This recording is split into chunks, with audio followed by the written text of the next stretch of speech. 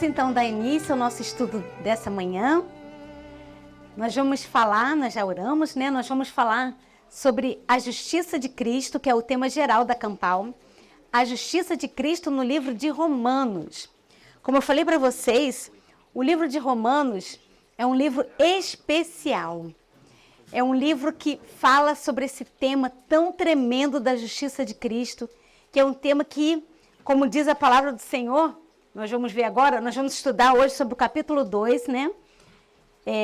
Ontem o Jonathan começou a falar do capítulo 1 e hoje nós vamos estudar o capítulo 2.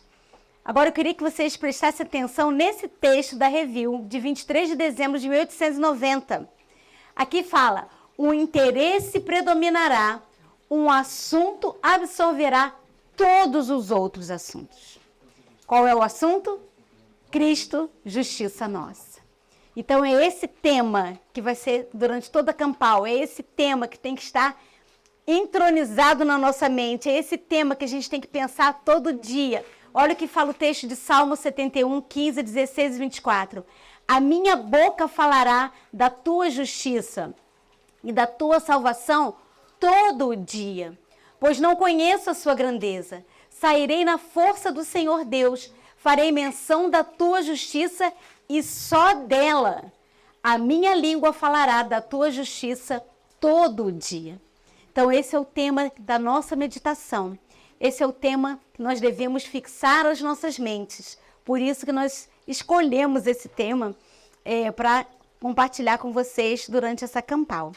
Mas vamos lá, vamos estudar Romanos capítulo 2.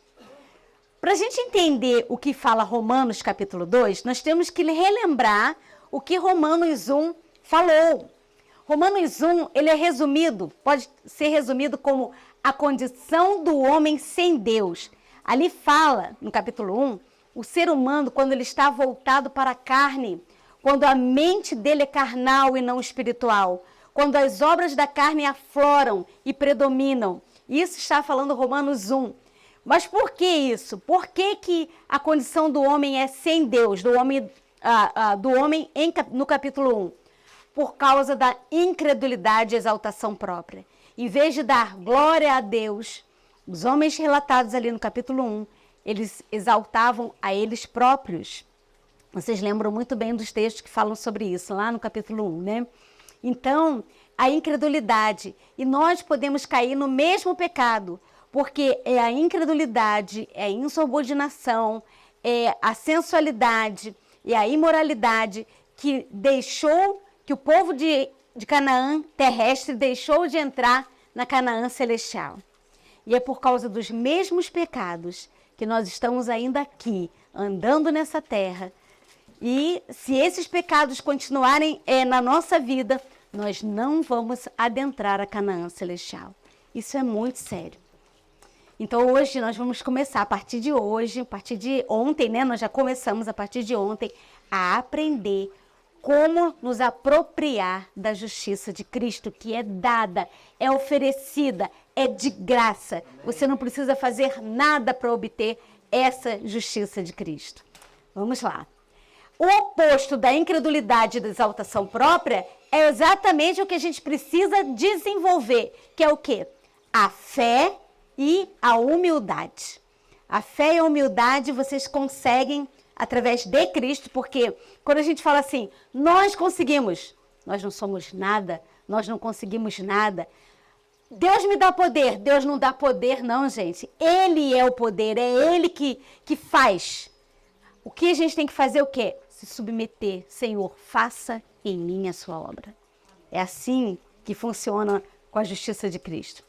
Então, vamos avançar aqui, mas eu queria primeiro mostrar em Romanos 10, de 1 a 3, fala assim, irmãos, o bom desejo do meu coração e a oração a Deus por Israel é para a sua salvação, porque lhes dou testemunho de que tem zelo de Deus, mas não com entendimento.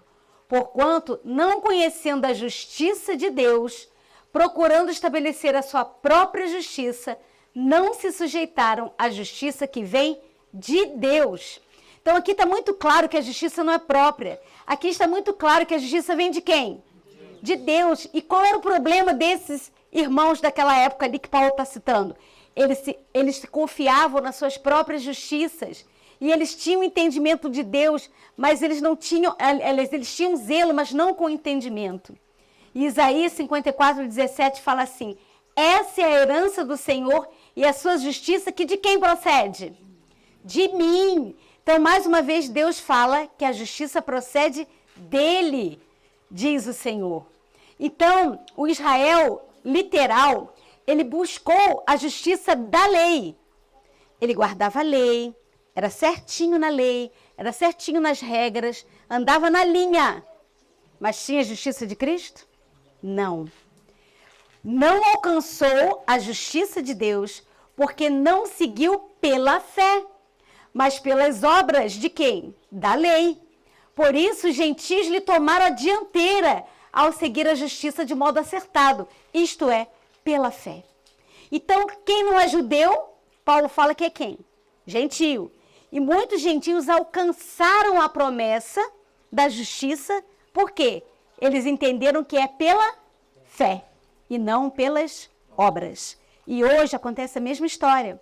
Nós queremos andar certinhos, nós queremos agradar a Deus com o nosso vestuário, nós queremos agradar a Deus com o nosso alimentar, nós queremos agradar a Deus porque moramos no campo e estamos achando que isso é fazer justiça. Não! Nada do que a gente faz é bom. Nós não somos bons. O nosso coração é desesperadamente perverso. Tudo que a gente faz, se nós fizermos algo de bom, provém de quem? De Deus. É Deus agindo em nós. Qualquer ato de bondade não é meritório nosso. São os méritos de Cristo em nós. É Ele que faz as obras em nós. Então, nós temos dois caminhos. A incredulidade e a fé. Vamos ver qual caminho nós vamos escolher?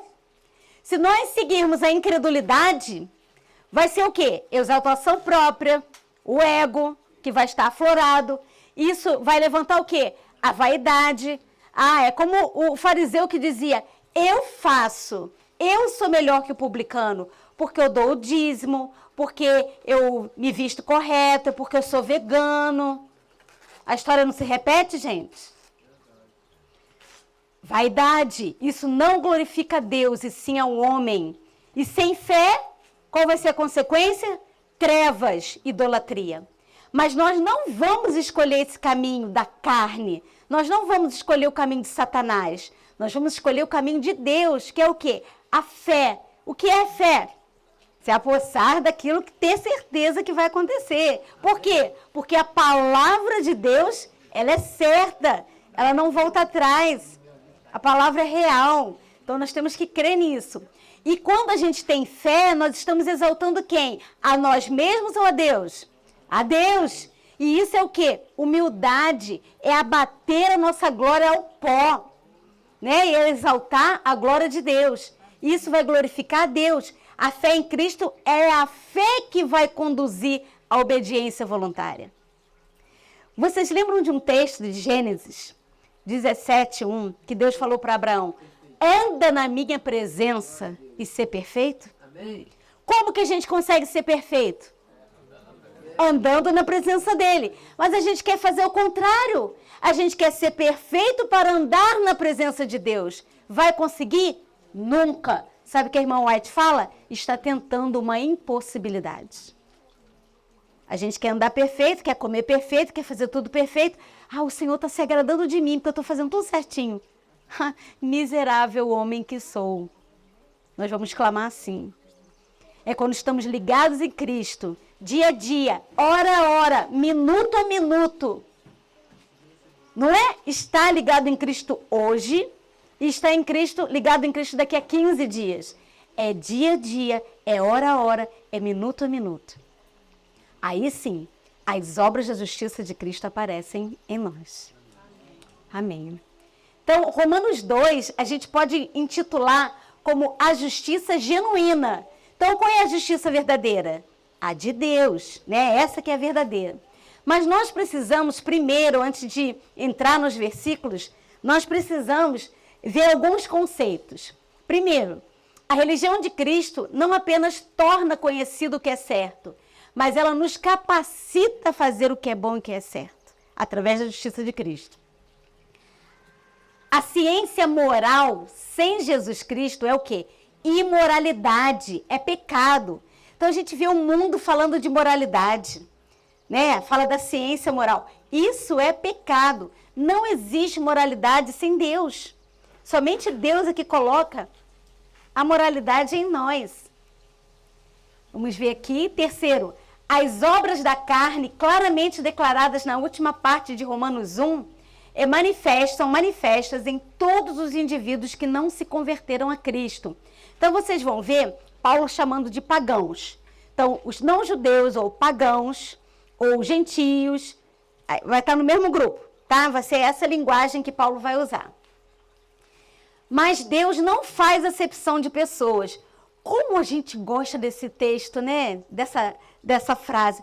Ah, Deus não faz acepção de pessoas. Ele pensa em mim, pensa no outro, pensa no chinês, no japonês, no branco, no negro. Ele é maravilhoso, ele não faz acepção de pessoas. Agora, Paulo vai mostrar a dura realidade. Ele não faz acepção de pessoas também no julgamento. Assim como ele julga o pagão, o ímpio ou o gentio, que não aceitou ele como Salvador, da mesma forma, ele julga o judeu ou o cristão ou o adventista. Não há acepção no julgamento de Deus. Nós não temos vantagens no momento do julgamento, porque às vezes a gente pensa que estamos dentro dos muros de Israel, que estamos protegidos. Ah, Deus vai considerar o meu coração. Não é assim que a gente pensa? E ele condena as obras da carne em nós da mesma forma e nos mostra que não somos melhores dos que as que praticam abertamente essas obras da carne. Não há diferença. E o quinto conceito é que dois grandes pecados dos judeus, que a gente vai botar em aspas, porque a gente vai ver aqui quem são os verdadeiros judeus que Paulo está falando. Não são os judeus literais, mas são os cristãos. Já já a gente vai ver. Os dois grandes pecados, cegueira, porque fracassam em ver sua própria condenação quando condenam os outros. Vocês não lembram dos laodiceanos? Como dizia Laodiceia, rico sou e de nada tenho falta. Eu sou tudo, eu sei tudo, não é assim? E muitas vezes nós nos orgulhamos, eu sou da igreja verdadeira. Não conhecem esses chavões, essas frases? É a doutrina perfeita. A igreja que está em mais de 250 países do mundo e o orgulho farisaico se aflora em nós. Cegueira e hipocrisia, por quê? Julgam os outros tão pecadores quanto eles. Então, eles são pecadores, mas julgam que os outros são pecadores. Então, Romanos 2:1 fala, portanto, és inexcusável quando julgas. O que é inexcusável? Não tem desculpa, né? Não tem desculpa quando julgas. Ó homem, quem quer que sejas, porque te condenas a ti mesmo naquilo em que julgas o outro. Pois tu que julgas, fazes o quê? O mesmo. Que homem é esse aí? É o gentio ou é o judeu?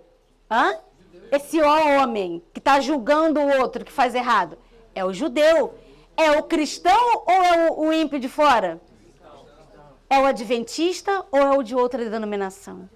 Romanos 2:3 fala assim, e bem sabemos que o juízo de Deus é segundo a verdade sobre os que tais coisas fazem. E tu, ó homem, que julgas os que fazem tais coisas, cuidas que fazendo-as tu escaparás do juízo de Deus? O que Deus está falando? Você que se diz cristão, está julgando aquele de fora que está fazendo coisa errada, você pensa que vai escapar do juízo de Deus? Não. Por quê? Deus não faz acepção de pessoas no julgamento. Eu vou falar uma coisa mais grave ainda. Nós estamos numa condição pior. Por quê? Porque sabemos, conhecemos a verdade e negligenciamos. Então, os judeus julgavam os pagãos de praticarem as obras da carne, mas eles mesmos não escapariam dos juízos de Deus. Então, a essência de Romanos 2 é: Deus não faz acepção de pessoas. Ele retribuirá a cada homem de acordo com as suas ações. E no julgamento, nada é levado em conta a não ser o quê? As obras dos homens. Então, Deus vai retribuir conforme o quê? O nosso procedimento.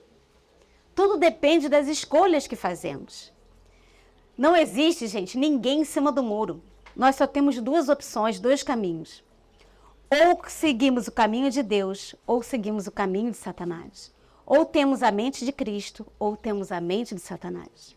Ou temos uma mente carnal, ou temos uma mente espiritual. E a mornidão característica de Laodiceia é aquela que uma hora está lá, outra hora está cá. Eu quero fazer as coisas de Deus, mas o que eu quero, eu não consigo fazer.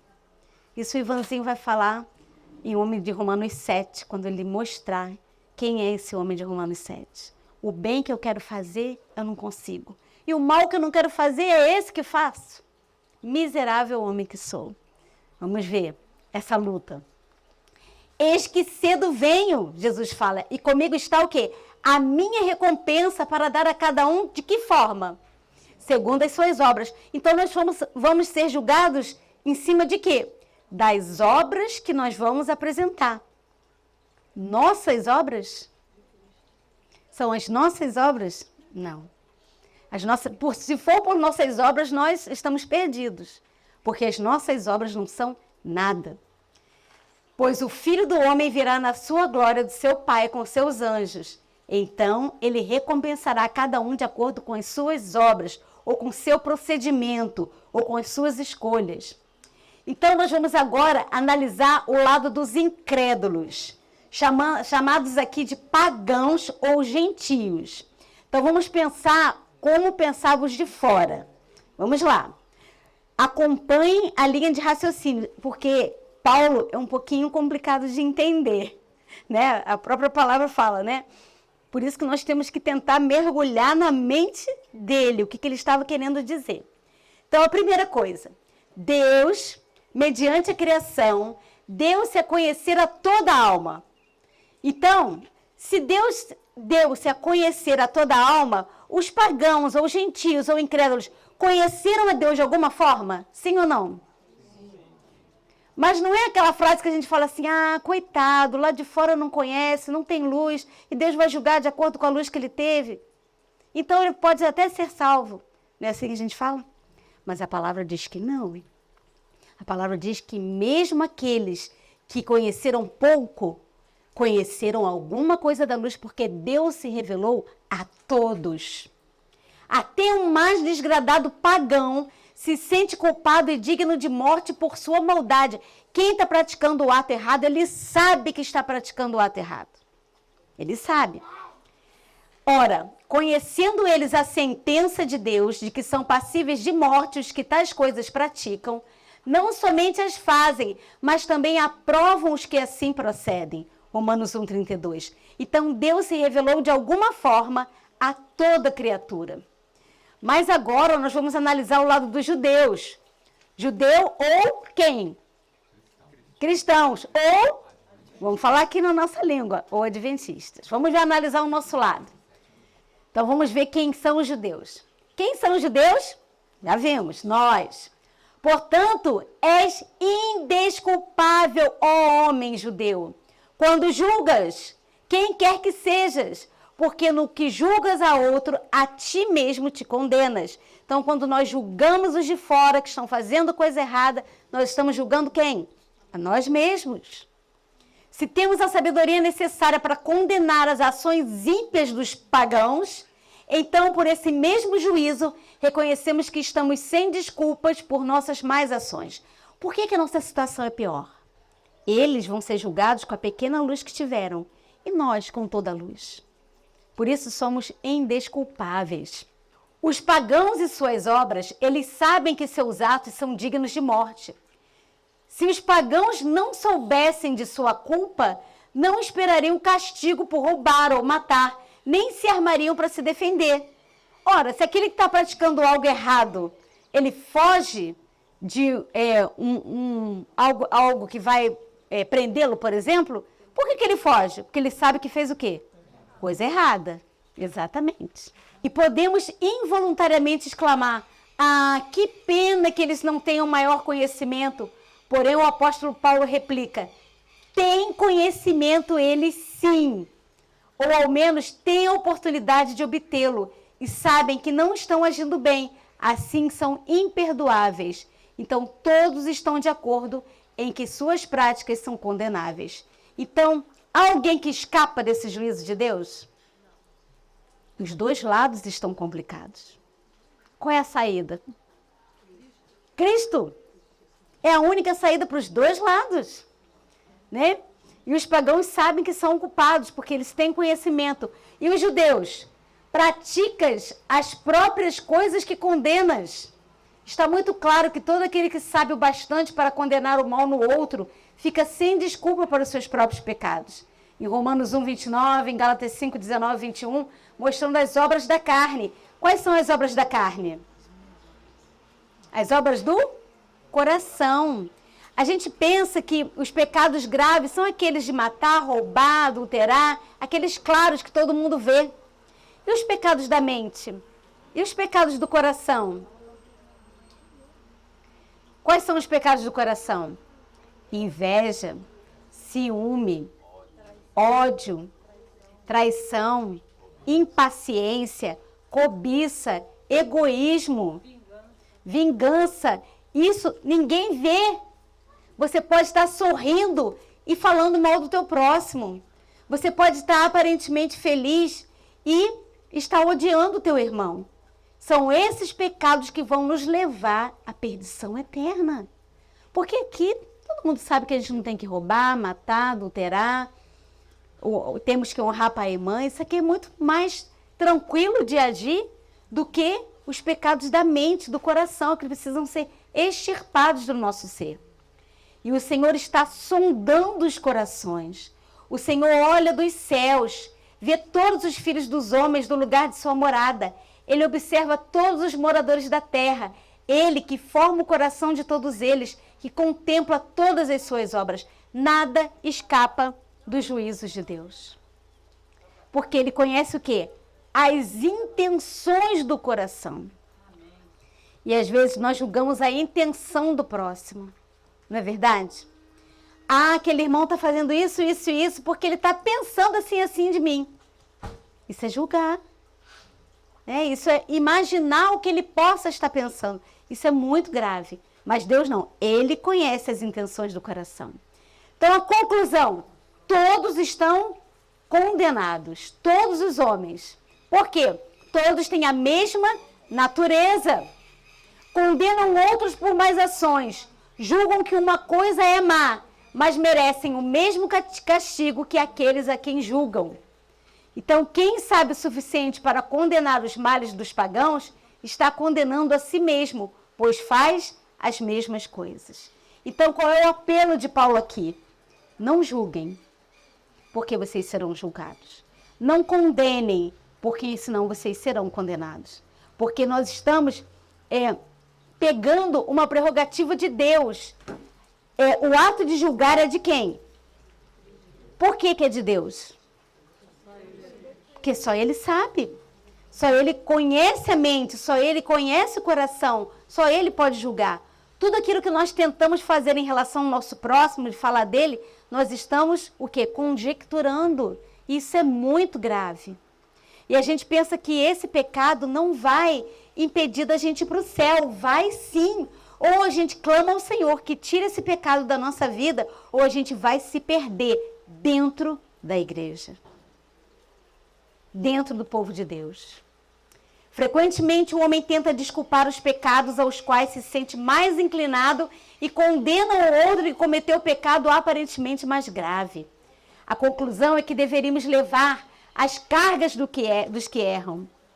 E é tão comum a gente exultar com o pecado do próximo e comentar o pecado do próximo. O pastor fulano de tal adulterou. Daqui a pouco esse que falou, 2 meses depois está adulterando também. E julgou o líder porque ele adulterou ou fez alguma coisa diferente. Então nós não temos que julgar, nós temos que o quê? Chorar com os que choram. Nós temos que clamar ao Senhor, gemer e suspirar pelas abominações que estão acontecendo no meio de Israel. E o que é gemer e suspirar?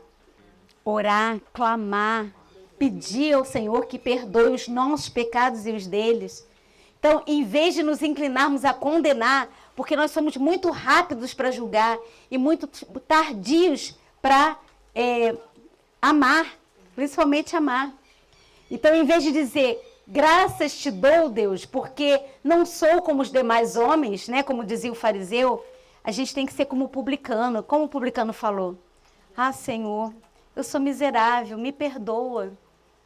Então, assim, é colocar a nossa situação terrível diante de Deus.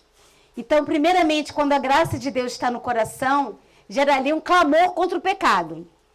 Primeira coisa, clamor contra o pecado. Mas nós não podemos parar aí. Porque clamar contra o pecado é muito fácil você subir no púlpito e anunciar o pecado dos outros. Você está o quê? Clamando contra o pecado. Mas como cristãos, nós temos que o quê? Aborrecer o pecado. Odiar o pecado. Aqueles que vão ser levados para o céu e morar num ambiente sem pecado, têm que odiar o pecado. Queridos, o pecado não pode ter mais força que a graça. Porque onde abundou o pecado, superabundou a graça. Se o pecado é irresistível, se o pecado é bom, se é bom pecar, se é gostoso pecar, tem que ser muito melhor ter a graça de Cristo.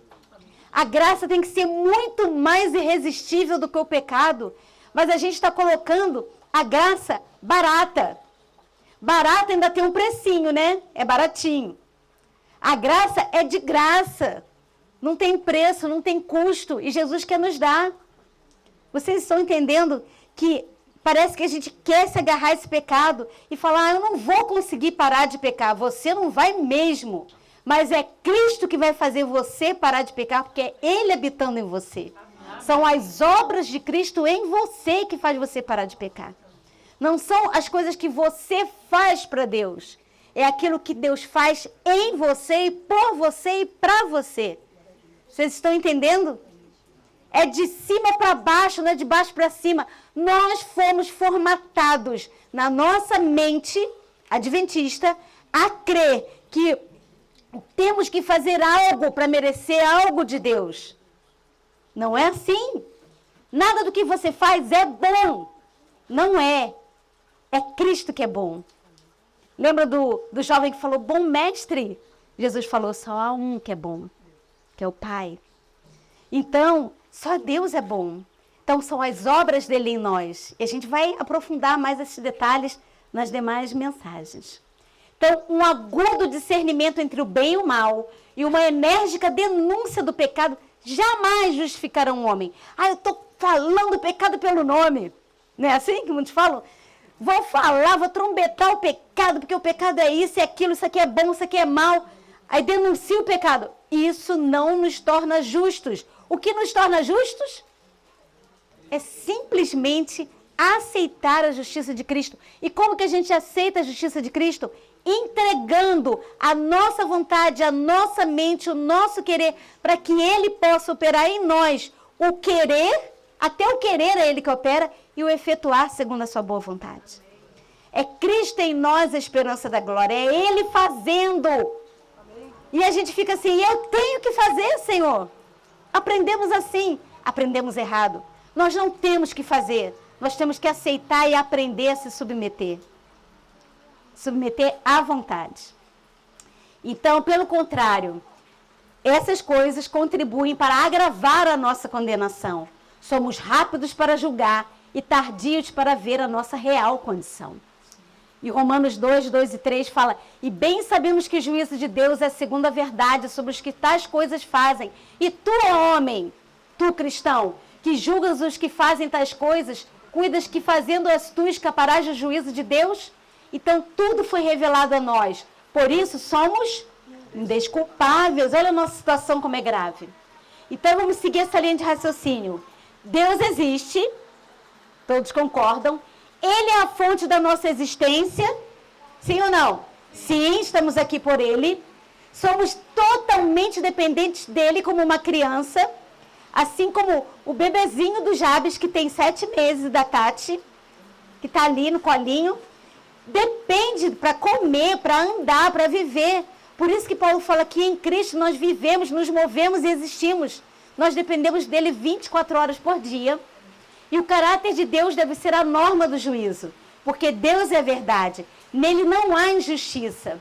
E ele se revelou a si mesmo e a sua justiça a todos os homens.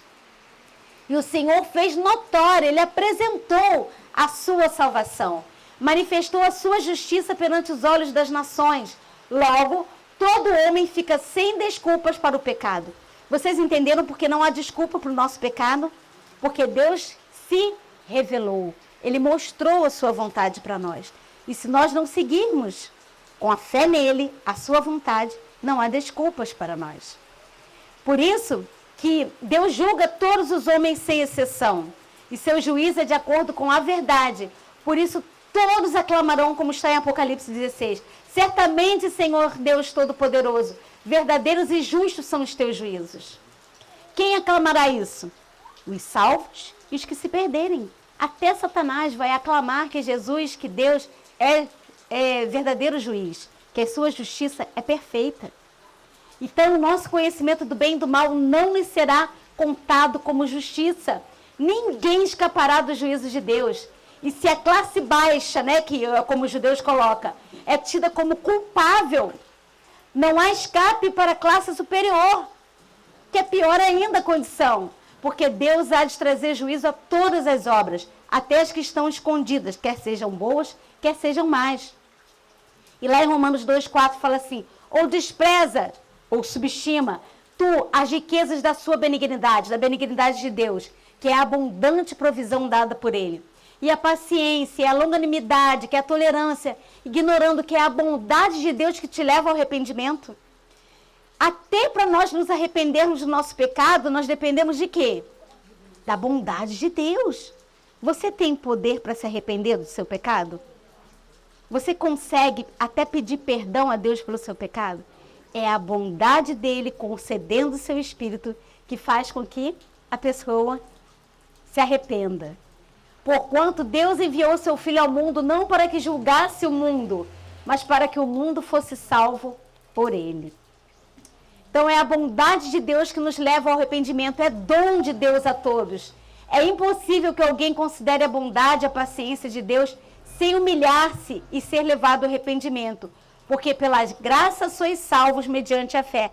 Não vem de vós. É dom de quem? De Deus. Como eu posso operar a minha salvação? Porque Deus fala que nós temos que ser co-participantes da salvação. Como eu posso operar? Fazendo o quê? Submissão, comunhão. Então o nosso esforço não é para parar de pecar. Porque está sendo pregado por aí que nós temos que nos esforçar para parar de pecar. Nós estamos tentando uma impossibilidade. O nosso esforço é para quê? Para manter a comunhão, manter a consagração, é permitir que Cristo habite em você. Porque Cristo habitando em você, são as obras de Cristo em você que fará você parar de pecar. A gente está invertendo. Eu paro de pecar para andar na presença de Deus. Não, eu ando na presença de Deus e vou parar de pecar. É assim. Então, a bondade de Deus não tende a nos levar ao arrependimento. Ela faz o arrependimento. Olha que maravilha. Mas por que nem todos se arrependem? Por quê? Porque desprezam as riquezas da benignidade, a paciência e benevolência divinas e escapam da misericordiosa guia do Senhor. Então, o presunçoso judeu, o presunçoso cristão, o presunçoso adventista, interpretou a bondade de Deus como garantia de imunidade para ele no juízo.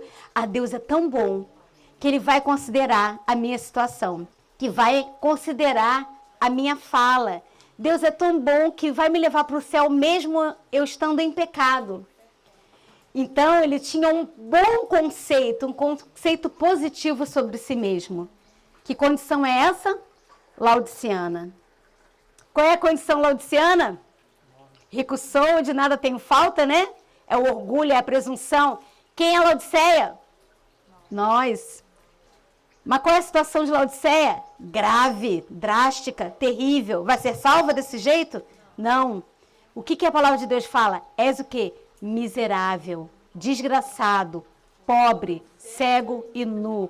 Aconselho-te que de mim compres ouro provado no fogo, para que te enriqueças. Que mais? Colírio para ungir os olhos e as vestiduras brancas para cobrir a nudez espiritual. Nós estamos em nudez espiritual, precisamos da justiça de Cristo. Mas todo aquele que não resistir ao Senhor será guiado com segurança ao arrependimento e salvação. Amém, irmãos? Amém. Então, a ira de Deus se revela do céu contra toda impiedade e perversão dos homens.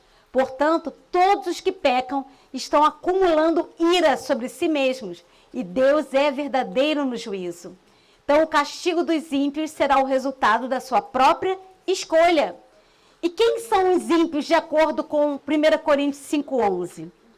Então, todas essas características das obras da carne dizem o quê? Que são irmãos. Então, esses ímpios aí que Paulo está falando são os de dentro da igreja.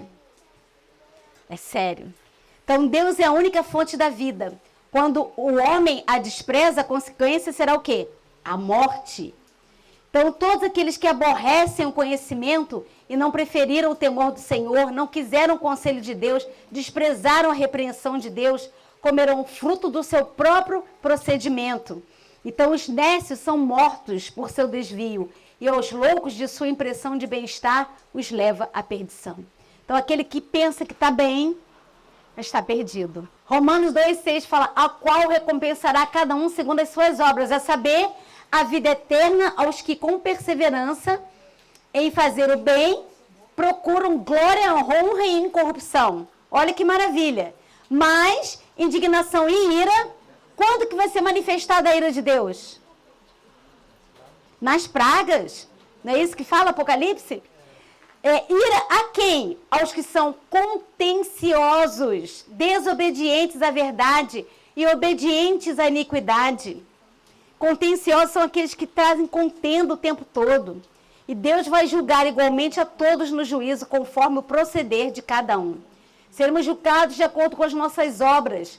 O homem que diz que a sua obra é justa, coloca-se a si mesmo como juiz no lugar de Deus, que diz que todo homem está errado. E a obra do homem é determinada por quê? Pela sua fé. É a medida da obra, né? O caráter das obras mostra o grau de fé que temos em Cristo. Se Jesus atuar em nós pela fé e ele usar as suas obras em nós, aí sim são as obras da fé. Mas se nós quisermos fazer as nossas obras não pela fé, essas obras não vão nos levar ao céu. Então, queridos, o simples professar não é o suficiente. Tem o quê? Que agir, tem que estar na prática. Né? Podemos nos chamar de cristãos, fingir guardar a lei de Deus, ter pena dos pobres pagãos, mas Deus classifica da mesma maneira como pessoas que falham em ter boas obras. Preciso que vocês entendam, nós não temos boas obras. A nossa justiça é como o quê? Trapo de imundície. Então, se você está usando um vestidinho longo, se você está comendo uma comidinha vegana, são boas obras? Eu moro no campo, eu obedeci a Deus. São boas obras? Não. Isso vai te levar para o céu? Não. Vai ter muita gente de roupinha comprida, vai ter muita gente comendo só comida 100% vegetariana, ululando em agonia. E perdido. Completamente perdido. Aí vai se cumprir, mas Senhor, Senhor, eu preguei a sua vinda, expulsei demônios, fiz. Eu. Nós faremos, nós obedecemos, eu fiz. O que Jesus vai falar? Não. Nunca vos conheci. Afastai-vos de mim, vós que praticais a iniquidade. Apresentou as obras da lei, mas não apresentou a fé em Cristo que opera as obras de Cristo em você. Então, a obra de Deus é esta, que creiais naquele que por ele foi enviado. Não é prerrogativa do homem julgar-se a si mesmo e concluir que a sua obra é justa. O que nos cabe é confiar unicamente na bondade e misericórdia do Senhor, a fim de que a sua obra seja feita em nós. É a obra que de mim procede. Então, Romanos 2, de 5 a 10, fala assim, 2 grupos. Vocês estão vendo que nunca tem ninguém no meio termo, ninguém em cima do muro? Ou nós estamos perdidos, ou nós estamos salvos. E os perdidos são, de acordo com o procedimento ou retribuição, contenciosos, desobedientes à verdade, obedientes ao pecado, fazem o mal, indignação, ira, tribulação e angústia. Todos esses, tanto judeus como gregos, vão se perder. Mas se nós escolhermos o outro lado, que é estarmos salvos, vão perseverar em fazer o bem, Cristo operando em você para fazer o bem, vamos aprender isso, isso é a justiça de Cristo, Cristo operando em você para fazer as boas obras, procuram glória, honra e incorrupção, vida eterna, glória, honra e paz, a todos, ou a judeus ou a gregos, só 2 caminhos. Por isso que Deus fala, hoje ponho diante de ti 2 caminhos, o da vida ou da morte, da bênção ou da maldição. Mas ele aconselha, escolha, pois, o da vida para que vivas. 1 Coríntios 15, 34 fala, acordai para a justiça e não pequeis. 1 Coríntios 3, 3 fala, porque ainda sois carnais, pois havendo entre vós o quê? Por que nós somos carnais? Quando temos inveja, contenda, dissensão, ciúme, ruins suspeitas, não sois porventuras carnais e não andeis segundo os homens? Vocês estão vendo que esse pecado do coração nos torna carnais? E uma coisa é certa, Jones e Wagner, eles falaram uma coisa muito interessante, aqueles jovens pastores que pregaram na mensagem em Minneapolis em 1888. Eles falaram o seguinte, que somente com a mente espiritual é que nós vamos compreender a mensagem da justiça de Cristo. Se nós consentirmos a continuar tendo a mente carnal, nós não vamos compreender essa mensagem que vai fazer a diferença entre viver ou morrer. Por isso que nós temos que clamar a Deus dia a dia, para que Ele coloque em nós a sua mente. E 1 Coríntios 4, 5 fala assim, portanto, nada julgueis antes do tempo, até que o Senhor venha, o qual também trará à luz as coisas ocultas das trevas e manifestará os desígnios do coração. Então, Deus não faz acepção de pessoas na hora do seu justo julgamento. Agora, eu vou fazer uma pergunta muito séria para vocês. Prestem atenção, porque é grave essa pergunta. Será que Deus vai punir os pecadores do mundo e preservar os pecadores da igreja? Tudo é pecado. Ah, mas eu faço parte da igreja verdadeira. Deus não faz acepção de pessoas. Fazer parte da igreja verdadeira vai te levar para o céu? Não. Pelo contrário, pode te tirar do céu, porque a igreja verdadeira ensina a verdade. E se ela ensina a verdade e você não segue, igreja, depois a gente pode entender o conceito de igreja, a gente sabe que igreja é povo, não um CNPJ, o povo de Deus, né? Então, se o povo de Deus tem a verdade e não segue, isso vai fazer a gente se perder. Então, por que o pecador de dentro da igreja vai ser salvo e o pecador de fora não? Deus seria injusto, né? Quem recebeu maior revelação serão os primeiros no juízo de Deus. É sério.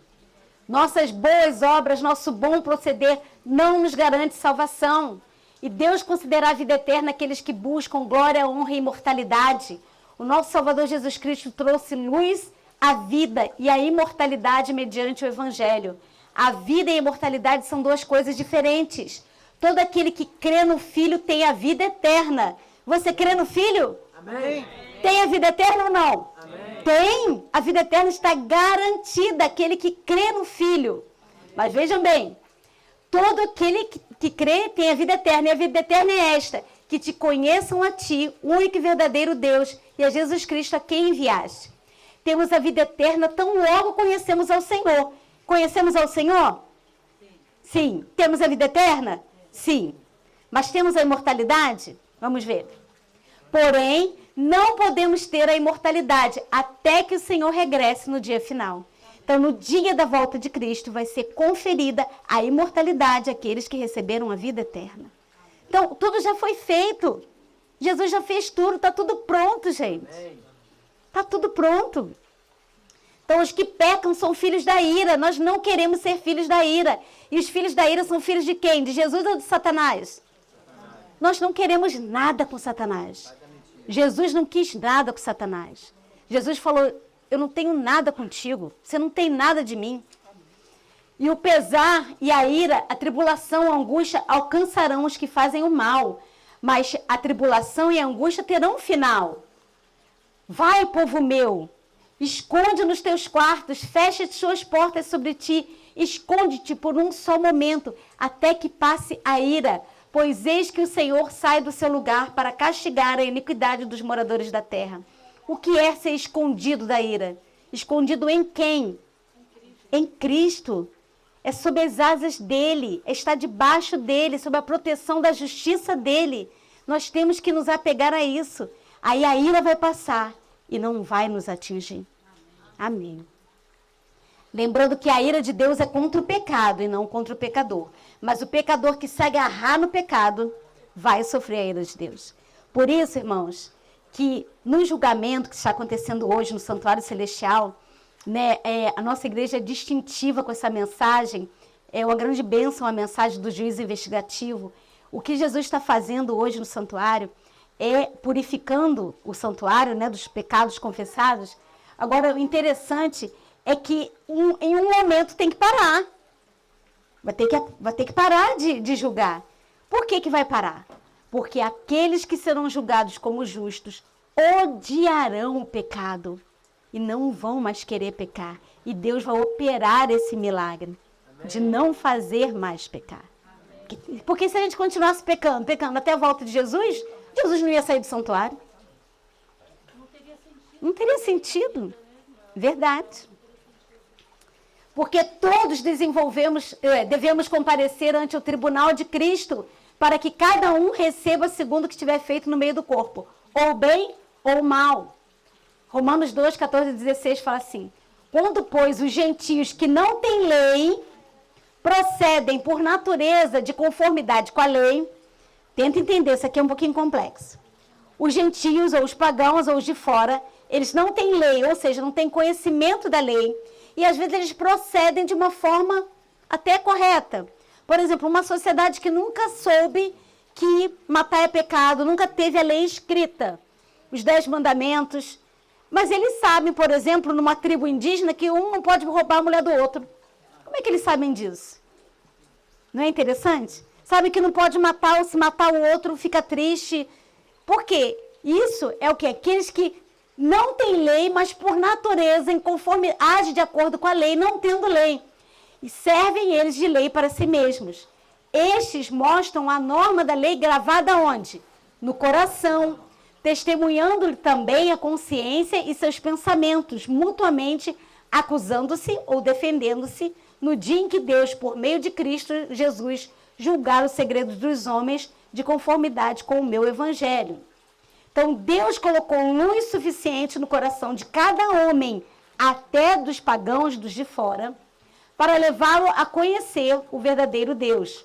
Portanto, todo homem que finalmente venha a se perder é porque rejeitou a luz, que se tivesse valorizado, o levaria a Deus.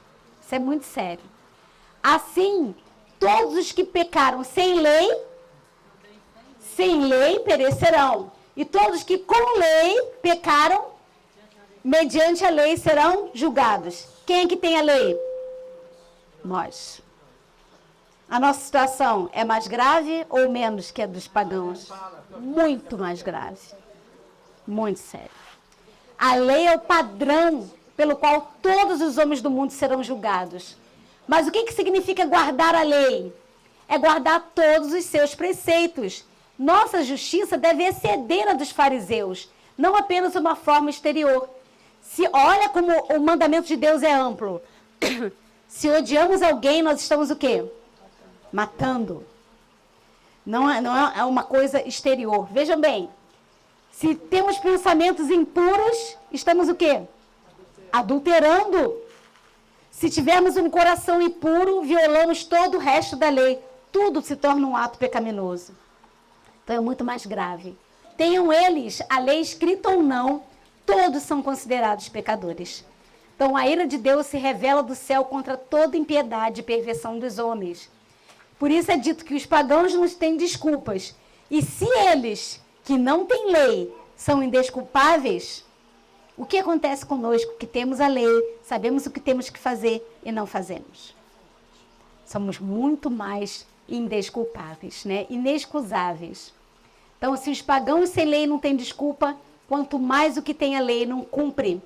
Todo que peca, seja com ou sem ela, perecerá. Se, porém, não vos arrependerdes, todos igualmente perecereis. Então, qual é o segredo da vitória? Arrependimento, fé, submissão. É Senhor, me ajude na minha pequenez. Essa deve ser a oração todo dia. Me ajude na minha falta de entrega. Aumenta a minha fé, aumenta o meu amor por ti. Essa deve ser a nossa oração. Porque quando nós amamos a Deus, quando nós pedimos que Ele aumente a nossa fé, nós nos agarramos a essa promessa que Jesus falou, sem mim nada podeis fazer. Se nós estivermos ligados à videira verdadeira, nós seremos uns ramos viçosos, porque receberemos a seiva do Espírito Santo. Então, a estrita imparcialidade de Deus, isto implica em estrita justiça. Os pecadores serão aniquilados, vivam eles em terras pagãs ou em terras cristãs. Porém, ninguém será julgado por aquilo que não conheceu. Deus não castiga ninguém pela violação de lei da qual não tenha tido conhecimento. Então, gente, não importa a quantidade de luz que você tenha, mas o que faz com a luz que você recebeu. Então, isso é muito sério, né? Quanto maior a luz, maior a responsabilidade. Então, Deus é a fonte da vida. A vida de Deus é justiça. Não existe justiça sem a vida de Deus. Se alguém rejeita Deus, aliena-se totalmente da vida, repele a luz e rechaça Deus, porque não há vida sem Ele, só com Ele. Então, os sem lei, que são os gentios, eles, de alguma forma, conhecem a Deus. O pecado não é levado em conta quando não há lei. Então, sem lei perecerão. E os judeus, sob lei pecaram, pela lei serão julgados. Então, são os que ouvem a lei e não são justos diante de Deus. Mas se praticassem a lei, seriam justificados. Agora, vamos entender esse texto. Porque os que ouvem a lei não são justos diante de Deus. Mas os que praticam a lei serão justificados. Ué, está indo contra o que eu falei até agora? Como é que... Mas eu falei que se a gente praticar a lei, a gente não vai ser justificado. Como é que funciona isso? Cristo em nós, fazendo as obras dele em nós. Exatamente. Então, como assim, justificados pelas obras da lei? Deus tem apenas uma norma para ferir a situação do homem. Harmonia ou não com a sua lei, quando se ouve e se pratica. Então, o legalista tenta guardar a lei por ele mesmo. Ele só ouve, mas o próprio legalista que acusa o outro, ele não pratica a lei. Mas a prática da lei é um ingrediente no ato da justificação, sim ou não? A prática da lei é um ingrediente da justificação? Você é justificado pelas obras? Romanos fala assim, por isso nenhuma carne será justificada diante dele pelas obras da lei. Nenhuma.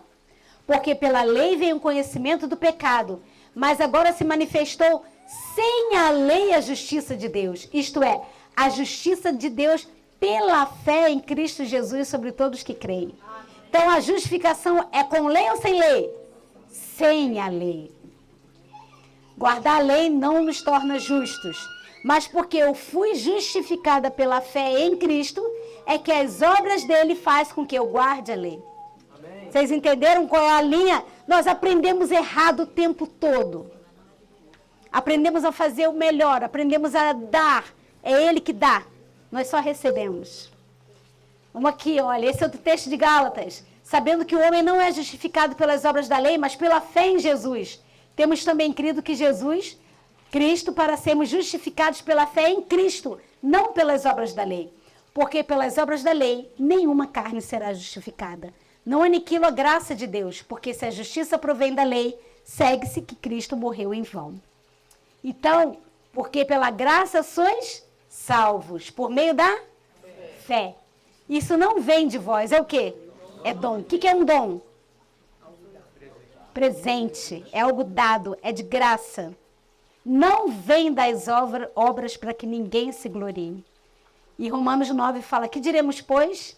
Que os gentios que não buscavam a justiça alcançaram justiça? Sim, a justiça que é pela fé.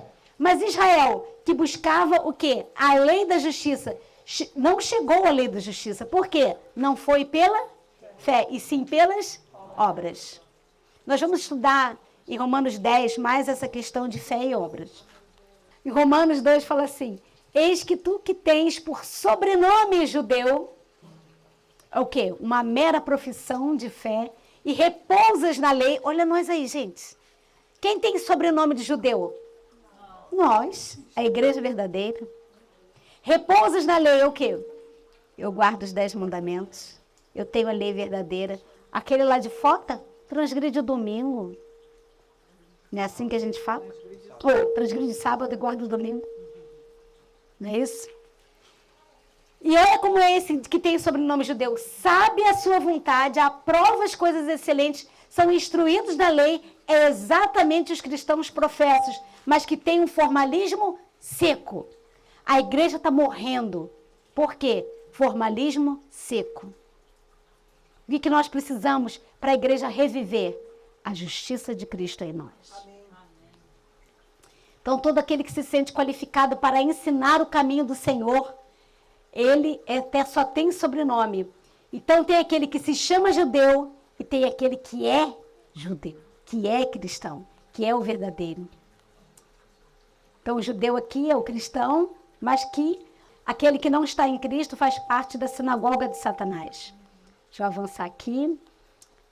Eu só queria mostrar aqui um resumo para vocês. Esse resuminho aqui. A lei exige de nós o quê? Justiça. Ela não perdoa. Mas não qualquer justiça. A lei exige a justiça de quem? Por que é a justiça de Cristo que a lei exige? Porque é a justiça o quê? Perfeita. Desde o nascimento até a morte. Então, a nossa justiça serve para a lei? O que a lei faz conosco? Condena. Condena. A justiça que a lei exige é a justiça perfeita de Cristo. Nós não temos para dar o que a lei exige. Ela não aceita a sua obediência.